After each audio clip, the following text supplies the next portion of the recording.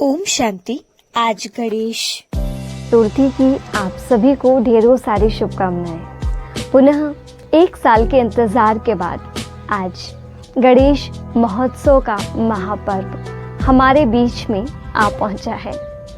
चारों तरफ भक्ति, आस्था, उत्साह का माहौल, श्री गणेश जी का जय जयकार कितनी सुंदर हमें अनुभूति करा रहा है। आइए हम गणेश जी के जीवन से कुछ प्रेरणाएं लें और अपने जीवन को भी विघ्न प्रूफ बनाएं। गणेश जी का नाम लेते ही डर खत्म हो जाता है। अंदर यही आता है, विघ्नहर्ता है ना गणेशा, सब कुछ ठीक कर देगा।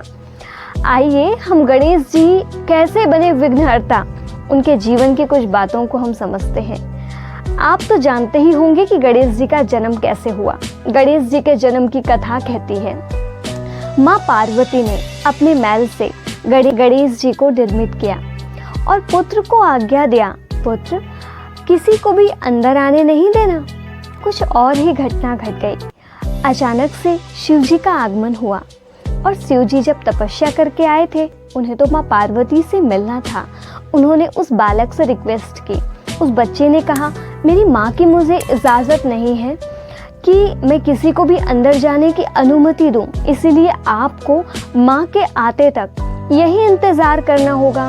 परंतु शिवजी नहीं माने और उन्होंने अपने त्रिशूल का प्रहार किया और शीश गणेश जी के धड़ से अलग कर दिया और बस यहीं से गणेश जी का जीवन बदल गया। सारा का सारा जीवन ही परिवर्तित हो गया। अब यह घटना, ये बात हमें सोचने को विवश करती है। क्या सचमुच में शिव जी को इतना क्रोध आ गया जो उन्होंने अपने ही बालक की गर्दन ही अलग कर दिया? कितनी सोचने वाली बात है ना। विघ्नहर्ता गणेश जी तो बन गए, पर उनके जीवन के पहले की घटना, उनके पिताजी ने ही उन्हें अलग कर दिया, उनकी गर्दन। अब विचारणीय बात है कि शिव जी के लिए कहा गया कि वे तपस्या करके आए थे।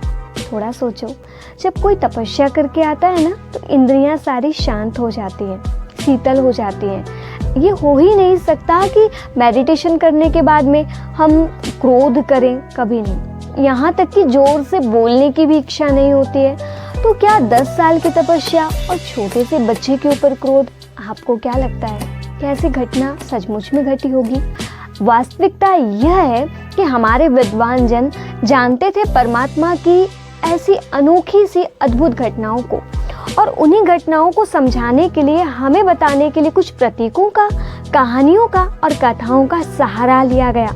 और हमारे बीच में अब ये बात आई कि शिव जी ने गला अलग कर दिया, शिव जी ने सर अलग कर दिया, दूसरा सर लगाना पड़ा। अब थोड़ा सोचो, कभी ये नहीं कहते ना कि शिव जी ने हत्या किया, क्या कहते हैं, शर कलम किया, सर अलग किया।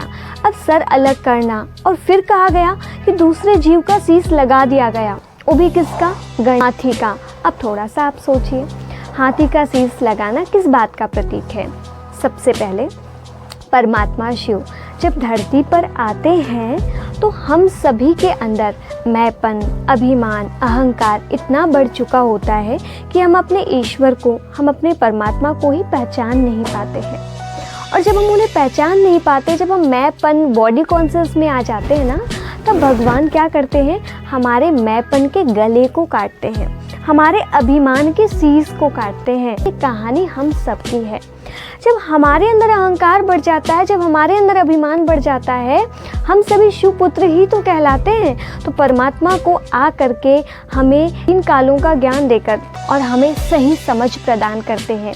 और जैसे ही हमें अपनी वास्तविकता का बोध होता है, जब हम आदि मध्य अंत को जान लेते हैं कि हम क्या कर रहे हैं, लेकिन ना तो हम यहाँ पहले थे, ना कभी आगे रहेंगे, हम तो सब रहने वाले उस परम धाम के हैं। हम देह नहीं, एक शाश्वत ज्योति हैं। जब ये भाव हमारे अंदर फिक्स्ड हो जाता है, मतलब हमें दूसरी बुद्धि मिल जाती है, मतलब हमें दूसरा शीश मिल जाता है। मैंपन का, अभिमान का शीश अलग हुआ और बुद्धि, विवेक और समझ का शीश आ गया। इसीलिए कहा गया कि हाथी का शीश लगाया गया।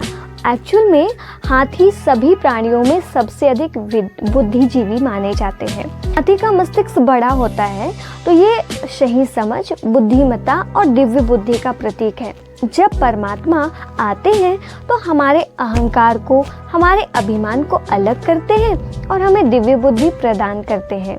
इसीलिए उसी समय से जब दिव्य बुद्धि मिल गई ना, तो वही गणेश जी कहलाने लगे और उन्हीं की प्रथम पूजा होने लगी। हमारा अहंकार खत्म होगा जब हमारे अंदर सही समझ आ जाएगी, जब हमारी दिव्य बुद्धि मिल जाएगी, हम जो भी काम करेंगे ना, परफेक्शन होगी। कब है गलत काम करके भी सफलता पाई जा सकती है, पर खुशी नहीं, आनंद नहीं। लेकिन जब दिव्य बुद्धि मिल जाती है तो हम हर परिस्थिति में मुस्कुरा सकते हैं, विपरीत समय में हम एक सही रास्ता निकाल सकते हैं और भी बहुत कुछ हो सकता है।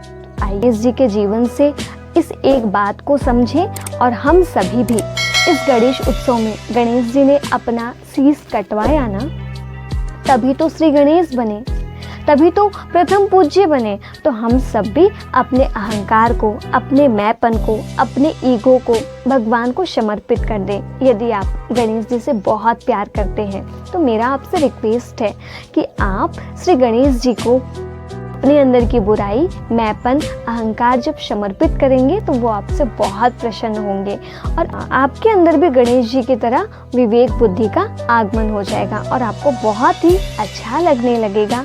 आपका जीवन दिव्य जीवन बन जाएगा। पुनः आप सभी को गणेश चतुर्थी की ढेरों सारी शुभकामनाएं।